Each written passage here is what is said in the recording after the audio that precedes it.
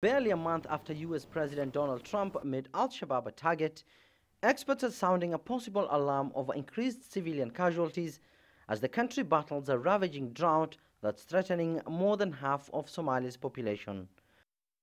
Trump has relaxed some of the rules for preventing civilian casualties when the American military carries out counter-terrorism strikes in Somalia. Wrong direction, wrong operation, wrong location will eventually take place, and it's the civilian population that has to bear the brunt of that. If Western powers expand their scope of operation, then definitely we are talking about increased civilian casualties. The US has relaxed its strict war policy, and it's not good for us at all. Al-Shabaab, an Al-Qaeda-affiliated militant group, continues to be a major impediment to United Nations and Western aid agencies. It has also blockaded several regions. There is also growing fear among some Western-based aid organizations whose tough counter-terror laws hinders those trying to provide aid in Al-Shabaab-held areas. Security experts say Western countries must come clear in their approach. The government in Mogadishu also says that its main priority is to save lives. It's the UK and the US who want to turn Somalia into a battlefield.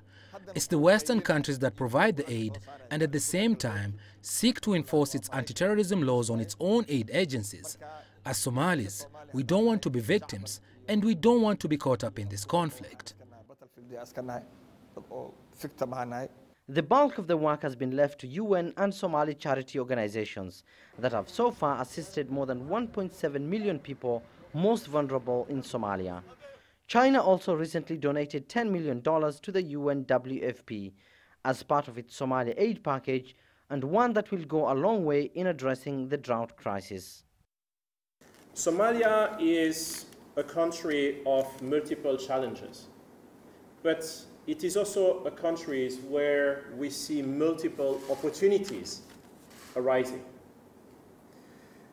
We have supported Somalia most food insecure, most vulnerable with a number of options. We have supported them with cash-based assistance through an electronic solution which allows Somalis to receive funds on electronic card payments the same way as in any other country. In some of the worst drought-affected regions of the country, rainfall has been recorded over the past few days. But experts are of the view that that will not create an immediate impact. On one hand, the UN is calling for an increased aid assistance for Somalia, as Mogadishu is planning a major offensive against the Al-Shabaab. And with no end in sight to the ongoing drought crisis, experts fear that the crisis will only worsen unless there's a change in the current approach. Abdulaziz, Billow, CGTN, Mogadishu, Somalia.